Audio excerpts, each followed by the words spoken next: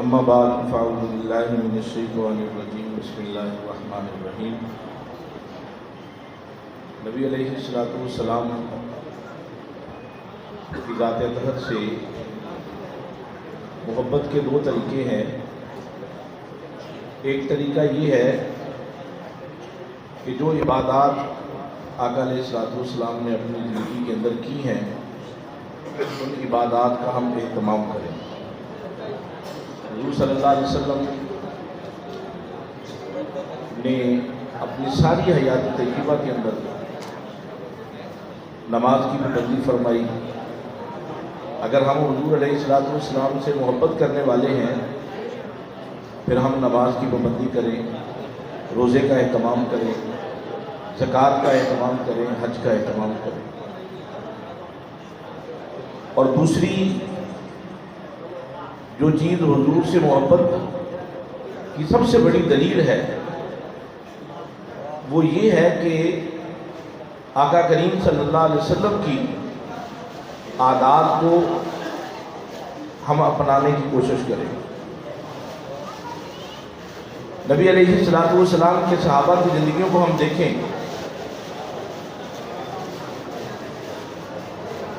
کہ حضور کی زندگی میں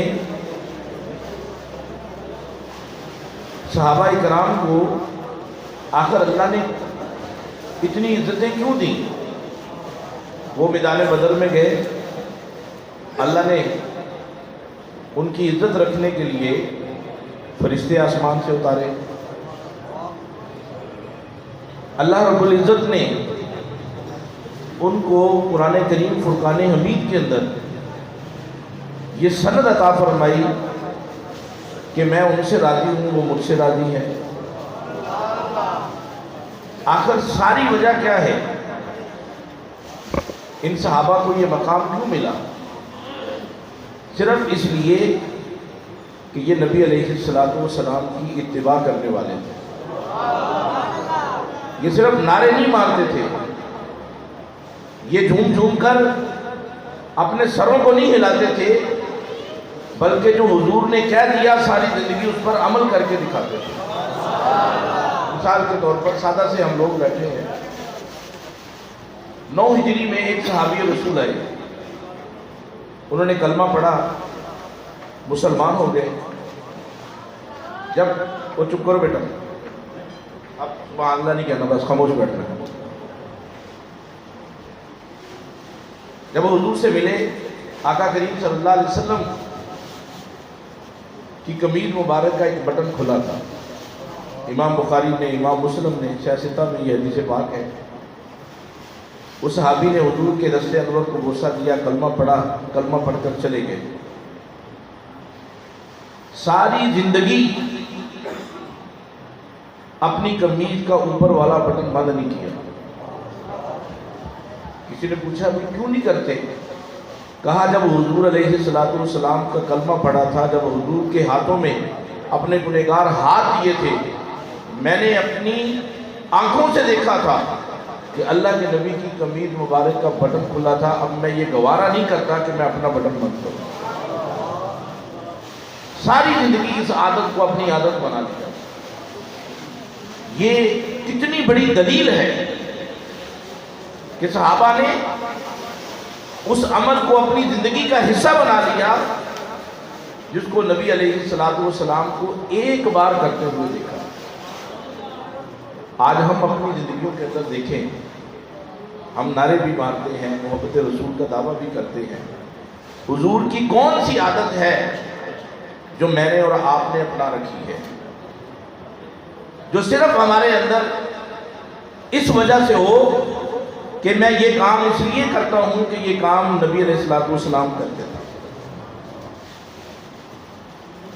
علی المرتضیٰ رضی اللہ تعالیٰ عنہ نے کھڑے ہو کر پانی پیا۔ ایک شخص نے عرض کی، امیر المومنین آپ کھڑے ہو کر پانی پی رہے ہیں، آپ کیا فرماتے ہیں؟ فرماتے ہیں اللہ کی عزت کی قسم، علی نے نبی کو کھڑے ہو کر پانی پیتے دیکھا، اس لیے علی کھڑا ہو کر پانی پی رہا۔ علی نے نبی علیہ السلام کو بیٹھ کر پانی پیتے دیکھا، علی اس بیٹھنے کے طریقے کو اپنا کر پانی پیتا ہے۔ علی کی اپنی زندگی کی کوئی ادا نہیں ہے، علی جو کرتا ہے وہی کرتا ہے جو محمد مصطفیٰ نے کیا۔ یہ صحابہ کی زندگیاں ہیں۔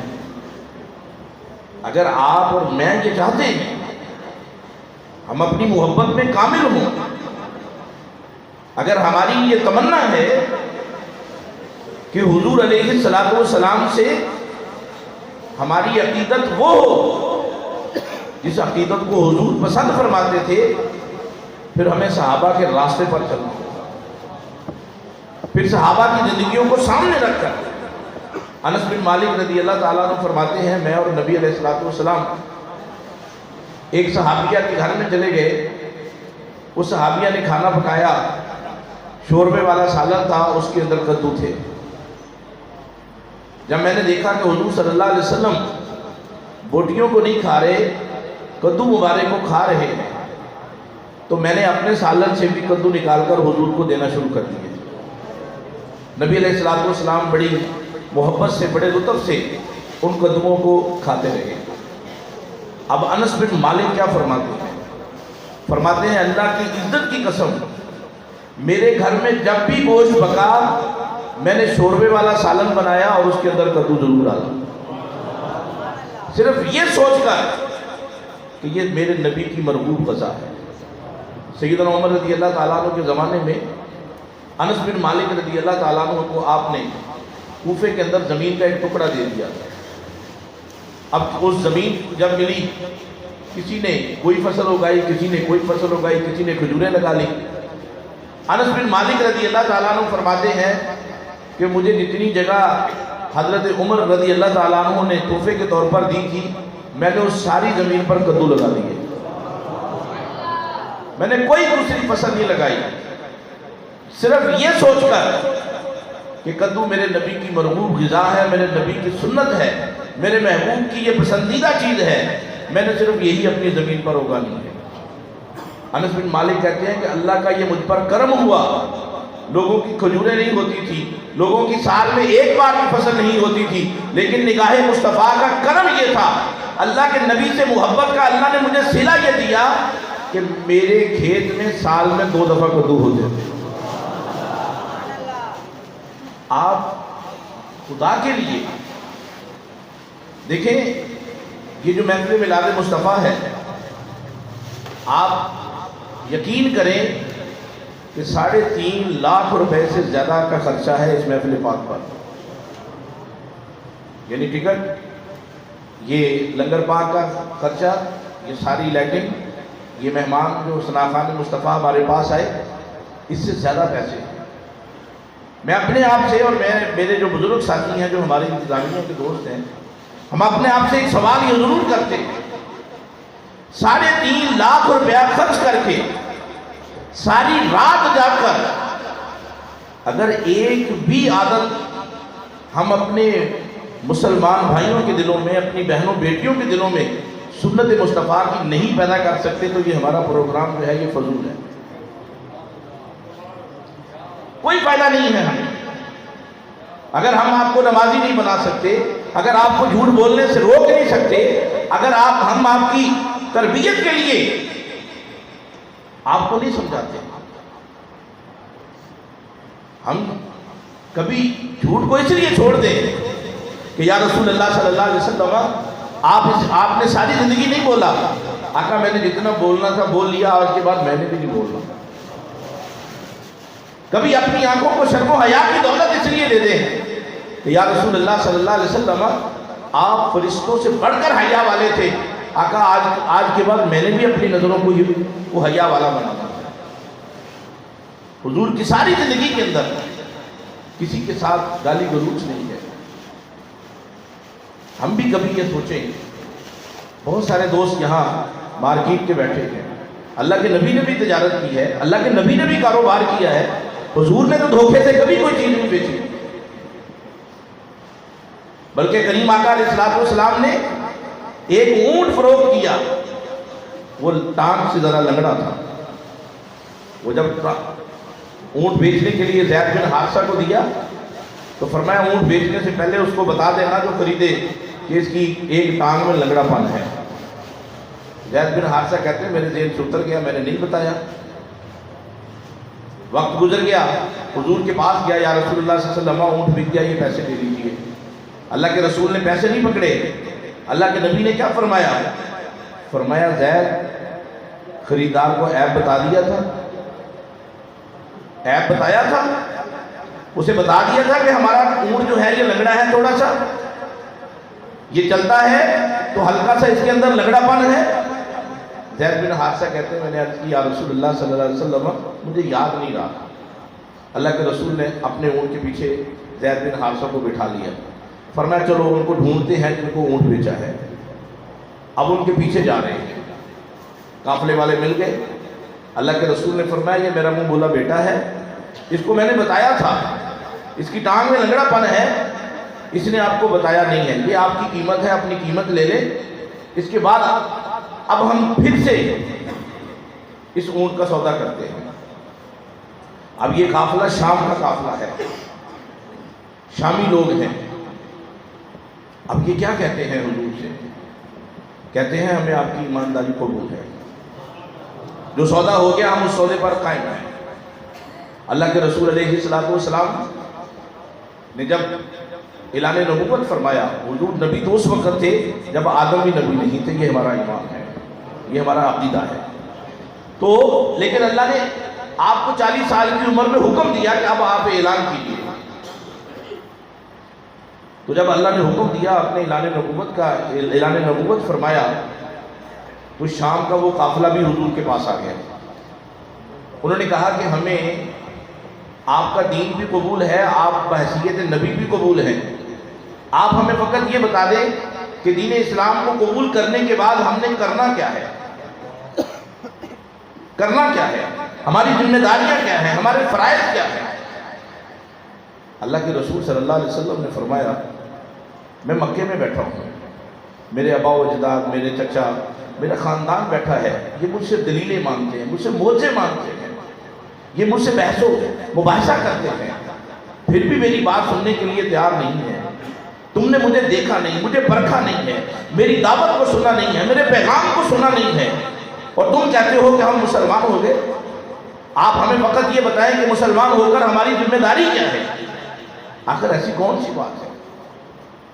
اب وہ قبیلے کا، اس قافلے کا، اس قبیلے کا وہ سردار بولتا ہے، کہتا ہے محمد صلی اللہ علیہ وسلم ہم وہی ہیں جنہوں نے آپ سے لنگڑا اونٹ خریدا تھا، ہمارا یہ ایمان ہے جو انسان دنیا کے لین دین میں جھوٹ نہیں بولتا وہ رب کائنات کے بارے میں جھوٹ کب بولے گا؟ وہ اپنی نبوت کے بارے میں کب یہ کہے گا کہ میں نہیں، اگر اسے اللہ نے نہیں کہا۔ آپ اپنے کردار کو سنواریں، آپ کے پاس ایک ایسا عظیم المرتبت پیغمبر ہے جس نے ان انسانوں کو انسان بنایا کہ جن کی عظمت کے گن آج بھی قرآن گا رہا ہے۔ آپ فخر کیا کریں۔ کہتے ہیں کہ یہودی مسلمان ہوا امام ابو حنیفہ کے شاگرد کو دیکھ کر، امام محمد کو دیکھ کر، اس نے کہا، کسی نے پوچھا کیوں مسلمان ہوئے ہو؟ کہا یہ مسلمانوں کا چھوٹا محمد ہے، یہ چھوٹا محمد ہے، اس کا اخلاق، اس کا کردار اتنا عرفہ و اعلیٰ ہے، میں حیران ہوں مسلمانوں کے بڑے محمد کا کردار کیسا ہوگا، وہ اپنی ذات میں، اپنی شخصیت میں کیسا ہوگا۔ آپ بھی ذرا سوچیں، کوئی مجھ سے، آپ سے بھی کوئی متاثر ہونے کے لیے تیار ہے؟ کسی کی ذات پہ ہمارا بھی اثر پڑتا ہے۔ دیکھیں آپ ہمارے ساتھ محبت کرتے ہیں، بڑی دور دراز سے یہاں تشریف لاتے ہیں، ماشاءاللہ ہمارے جو مہمان نواز تھے وہ خود اس بات کا ثبوت دے رہے تھے کہ عرصہ 20 سال سے یہ محفل پاک ہو رہی ہے، تو میں کہتا ہوں کہ 20 سال سے بھی زیادہ کا عرصہ ہو گیا ہمیں، لیکن میں اس بات کے لیے آپ لوگوں سے میری اپیل ہے کہ اس 20 سال کے اندر ہم نے اپنے آپ کو کیا تبدیل کیا ہے۔ بہت سارے ہمارے ایسے مہمان ہیں جو نبی علیہ السلام کی محبت میں یہاں چل کر آئے ہیں، ہر سال محفل سن کر جاتے ہیں، ہر سال میلاد کی محفل میں شریک ہوتے ہیں۔ ہونا تو یہ چاہیے کہ جب ہم میلاد کی محفل میں شریک ہوں، حضور سے عہد کر کے رہیں، یا رسول اللہ صلی اللہ علیہ وسلم میں نے نمازی بننا ہے، آپ مجھ پر نگاہ کرم کیجئے، آپ میری پیشانی کو اللہ کی بارگاہ میں جھکانے کے لیے مجھ پر اپنی نگاہ کرم کر ڈالیے، آقا مجھے نمازی بنا دیجیے، آقا میں نے ماں باپ کی عزت و توقیر کرنی ہے، ماں باپ کے ساتھ حسن سلوک سے پیش آنا ہے، اے رب کریم میں تیرے نبی کی میلاد کی محفل میں آتا ہوں، تو میری زندگی کو بدل دے، میرے اندر جو بری خصلتیں ہیں اللہ ان کو نیکی میں تبدیل کر دے۔ کبھی یہ سوچ لے کر بھی آئے، کبھی یہ ارادہ بھی بنا کر آئے اس محفل میلاد مصطفیٰ کے اندر کہ میں بگڑا ہوا ہوں، میں نے سنورنے کی کوشش کرنی ہے، میں راہ حق سے بھٹکا ہوا ہوں، میں نے راہ حق پر چلنے کے لیے آج اللہ کے رسول کی بارگاہ میں بیٹھ کر التجا کرنی ہے کہ یا رسول اللہ صلی اللہ علیہ وسلم آپ نے جو نگاہ کرم عمر فاروق پر کی وہی نگاہ کرم ہم پر بھی کر دیجیے۔ یہ عقیدہ لے کر آئیے، یہ سوچ لے کر آئیے اپنی زندگی کو سنوارنے کے لیے۔ آخر ہم نے کتنے سال رہنا ہے یہاں پر، کتنی کہ ہماری زندگیاں ہیں، کتنے سال ہم زندہ رہنے کے یہاں پہ، آخر ہمیں لوٹنا ہے، ہم مسافر ہیں، مسافر اپنی تیاری جاری رکھتا ہے۔ ہماری تیاری کا سامان کیا ہے؟ نماز ہے، روزہ ہے، نیکی ہے، اخلاص ہے، خلوص ہے، تقوی ہے، ماں باپ کی عزت ہے، حسن خلق ہے۔ یہ ہمارا ذات راہ ہے جس کو ہم نے اپنے ساتھ لے کر جانا ہے۔ اپنا بیگ کبھی کبھی چیک کیا کریں، اپنی نیکیوں کے بیگ کو کھول کر دیکھا کریں۔ آپ کے بیگ میں محبت رسول ہے، اتباع رسول ہے، اللہ کی اطاعت ہے، صحابہ کا طریقہ ہے، اہل بیت کی محبت ہے۔ اپنے بیگ کو کھول کر دیکھا کریں۔ مسافر اپنے سامان کو بار بار چیک کرتا رہتا ہے کہ میرا سارا سامان ٹھیک ہے، پورا ہے، آگے جا کر مجھے پریشانی نہ ہے۔ ہم نے لوٹنا ہے، ہمیں ہماری واپسی ہے، اس واپسی کے لیے اپنے آپ کو تیار کریں، اپنے ذہنوں کو بنائیں۔ حضور علیہ السلام کی محبت آپ سے یہ تقاضا کرتی ہے آپ کی کوئی حرکت ایسی نہ ہو جس سے اللہ کا رسول آپ سے ناراض ہو، یہ آپ کا کوئی عمل ایسا نہ ہو جس کو کرنے کی اللہ کے رسول نے ہمیں اجازت نہیں دی ہے۔ عبداللہ ابن عمر رضی اللہ تعالیٰ عنہ آنکھوں سے نبینہ ہے، آخری عمر میں جا کر نبینہ ہو گئے، حضرت عمر فاروق کے بیٹے ہیں۔ آپ نبینہ تھے، آپ نے حج کا ارادہ کیا، آپ کے شاگرد تھے حضرت نافع رضی اللہ تعالیٰ عنہ، آپ کو حج کے لیے لے کے جا رہے ہیں۔ اب سنیے ذرا آپ کیا فرماتے ہیں۔ آپ فرماتے ہیں نافع، حضور جب حج کے لیے گئے تھے نا، جہاں حضور رکے تھے وہاں ہم نے بھی رکنا ہے، جہاں نبی علیہ السلام نے احرام باندھا تھا ہم نے وہیں سے احرام باندھنا ہے، جہاں حضور بیٹھے تھے حالت حج میں ہم نے وہیں پہ بیٹھنا ہے۔ چلتے چلتے آپ نے فرمایا فلاں مقام پر ایک پتھر آئے گا، اس پتھر کی طرف بھی مجھے لے کر جانا ہے، وہ راستے سے ہٹ کر ہے، راستے سے ہٹ کر بڑی دور جا کر وہ پتھر آئے گا، اس پتھر کی طرف بھی مجھے لے کر جانا ہے۔ جب وہ پتھر آ گیا، نافع رضی اللہ تعالیٰ عنہ اس پتھر کے پاس لے گئے، جناب عبداللہ ابن عمر رضی اللہ تعالیٰ عنہ اس پتھر کی اوڑ میں جا کر بیٹھ گئے۔ تھوڑی دیر کے بعد اٹھ کے آ گئے۔ اب نافع فرماتے ہیں کہ میں نے کہا عبداللہ ابن عمر اس پتھر کی اوڑ میں کیوں بیٹھے تھے جا کر؟ آپ کیا فرماتے ہیں؟ آپ فرماتے ہیں جب حضور حج کے لیے ہمارے ساتھ جا رہے تھے نا، رفع حاجت کے لیے، قضاء حاجت کے لیے، اللہ کے نبی اسی پتھر کی اوڑ میں آ کر بیٹھے تھے۔ مجھے رفع حاجت نہیں تھی، مجھے واش روم کی ضرورت بھی نہیں تھی، لیکن میں نے کہا جاتے جاتے نبی کی یہ بھی سنت ادا کرتا تھا۔ یہ ہے صحابہ کی زندگی، یہ ہے صحابہ کی محبت، یہ ہے صحابہ کا طریقہ۔ آج ہم نے دیکھنا ہے، ہم نے محبت رسول کا وہ طریقہ اپنانا ہے جو نبی کے صحابہ نے اپنایا، یا وہ طریقہ اپنانا ہے جس کا کوئی ثبوت نہیں ہے ہمارے پاس۔ اس لیے خدا کے واسطے مسجدوں کی رونق کو دوبالا کریں.